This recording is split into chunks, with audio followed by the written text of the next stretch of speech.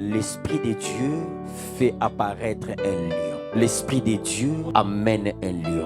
Tu as les promesses de Dieu, tu as les prophéties de Dieu. Sachez-les qu'en cours de l'accomplissement, le lion apparaîtra. Mais si tu fuis ce lion, tu n'iras pas au bout. Si tu fuis ce lion, ta vie échouera. Tu n'as qu'une seule décision à prendre. Il faut affronter le lion. Tu dois affronter la situation de ta vie. Tu dois affronter les complications de ta vie. Tu dois affronter l'humiliation qui se vit en toi. Tu dois affronter les réalités de ta vie. Personne parmi nous ici n'a choisi ces réalités. Nous ne l'avons pas choisi. Mais cette réalité nous a trouvés en cours de route. Si lorsque je sortais de la maison, on m'avait appris que le lion apparaîtra sur ce chemin, j'allais changer de chemin. Mais Dieu m'a laissé emprunter le chemin pour que le lion vienne à ma rencontre, parce que Dieu sait qu'en moi, il y a les capacités de mettre KO le lion. La Bible dit, l'Esprit de Dieu saisit Samson. L'Esprit de Dieu entre en Samson. Il avait le main vide. Qui ne sait pas que tu as le main vide? Qui ne sait pas que tu n'as rien? Tu es né d'une famille